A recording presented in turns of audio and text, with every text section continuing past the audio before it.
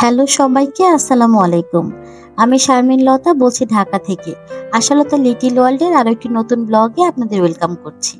আশা করছি যে যেখান থেকে দেখছেন সবাই অনেক অনেক ভালো আছেন। আলহামদুলিল্লাহ, আমিও আমার পরিবারের সাথে অনেক ভালো আছি। আজকের ব্লগটা আমি একদমই সকাল সকালে স্টার্ট করে দিয়েছি। ঈদের ছুটিতে যখন বাড়িতে গিয়েছিলাম তখন অনেক কাপড় নোংরা হয়ে গিয়েছিল, এগুলো সব ধোয়া হয়েছে। আমি কাপড়গুলো ভালো করে শুকিয়ে ভাঁজ করে নিয়েছি। এবার আমি আমার কাভারটা গুছিয়ে নিব, বাচ্চাদের কাভারটাও গুছিয়ে নেব। এই যে দেখতে পাচ্ছেন, আমি ওদের পুরো কাভারটা আমি সুন্দর করে গুছিয়ে নিয়েছি। এভাবে গুছানো থাকলে হাতের কাছে যখন যেটা চাওয়া যায় ঠিক পাওয়া যায় আর কি। আর এলোমেলো অগোছালো থাকলে জিনিসগুলো খুঁজে পাওয়া যায় না। যেহেতু আমার বাচ্চা ছোট, তাই আমি চেষ্টা করি একটু গুছিয়ে রাখতে, কষ্ট হলেও যাতে হাতের কাছে সবকিছু ঠিকঠাক মতো পাওয়া যায়। এটা আমি পেয়েছি আমার আম্মার কাছ থেকে। আমার আম্মা অনেক বেশি গোছানো এবং পরিপাটি, ওনার আলমারি অনেক বেশি গোছানো থাকে। কাভার্ড গুছিয়ে শেষ করে এবার চলে এসেছি বাচ্চাদের খেলনাগুলোর জায়গায়। বাচ্চাদের খেলনাগুলো আমি সেপারেশনে রাখি আর কি, যে জায়গায় যেটা থাকে। যেমন বালতিতে রাখি ব্লকগুলো, আরেকটা ঝুড়িতে ছোট ছোট খেলনাগুলো, আরেকটা ঝুড়িতে বড় খেলনাগুলো।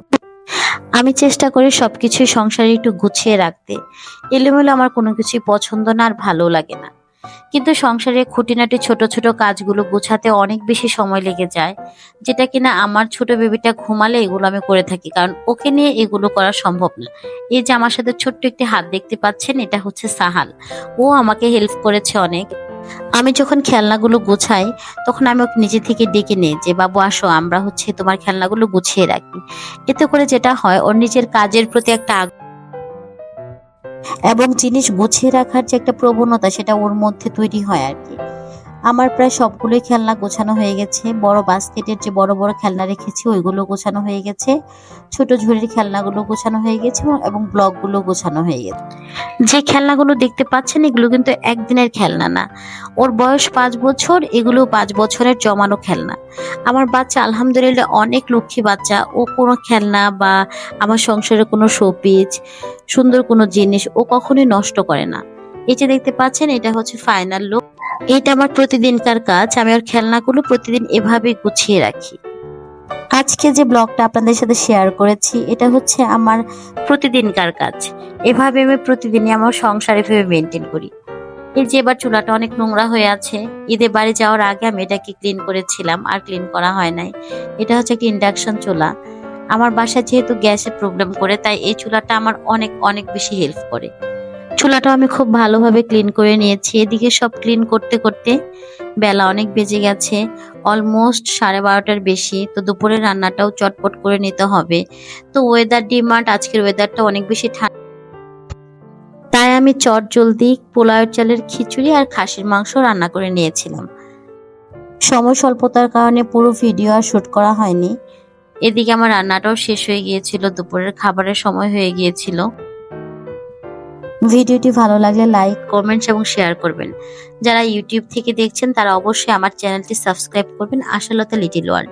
যারা ফেসবুক পেজ থেকে দেখছেন তারা লাইক দিবেন।